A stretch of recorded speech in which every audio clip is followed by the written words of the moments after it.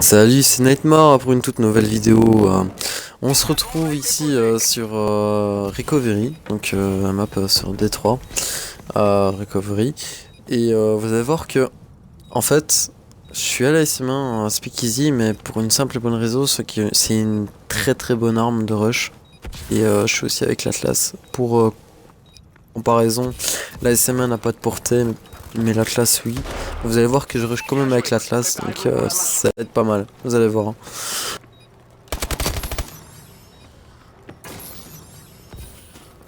Vous allez voir aussi qu'il veut toujours chercher la petite bébête aux adversaires, hein, histoire bien qu'ils comprennent à qui ils ont affaire, hein. Non, mais je déconne.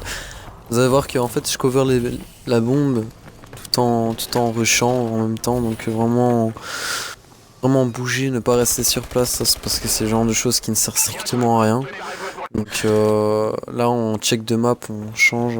Vous allez voir sur toutes les maps ça va être pareil. Donc je vais bouger, je vais cover, je fais en sorte que ça se passe très très bien sur la map, histoire de la contrôler. Et pour ceux qui de base qui ne connaissent pas l'arme en elle-même et les accessoires à mettre dessus, pour moi c'est clair qu'une speakeasy en termes de rush, c'est mieux de mettre une poignée ergo et une poignée avant, histoire qu'il y ait de la stabilité en même temps, de la précision.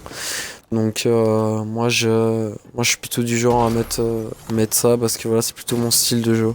Après bon, chacun son style de jeu, mais je pense que bon, il y en a beaucoup qui mettent un peu n'importe quoi sur leurs armes et donc du coup ils font de la merde. Donc t'achètes un jeu à 60, 70 euros, 50 euros, enfin ça dépend les gens. Ça dépend le prix aussi surtout, on va pas se leurrer. Donc voilà, faut vraiment prendre plaisir à ce qu'on fait surtout. Parce qu'acheter un jeu à ce prix-là et puis du coup tu fais de la merde, ça prend pas de plaisir et c'est pas le but. Voilà, je vais faire un petit tuto, une petite vidéo tuto pour un peu expliquer la base de la base pour les armes. Faut savoir un truc, c'est que y a d'abord pardon, le petit pistolet qui est l'arme la plus rapide pour viser. Ensuite vous avez la mitraillette. Donc petit pistolet, enfin la mitraillette et le fusil d'assaut, donc les trois catégories d'armes. Donc vous savez très très bien qu'au plus l'arme est lourde, au plus vous allez prendre du temps à viser. Donc voilà, donc si vous êtes plutôt un rusher, vous allez sûrement prendre un petit pistolet bien, voire même une mitraillette. Ou si vous êtes plutôt rusher, c'est plutôt un fusil d'assaut.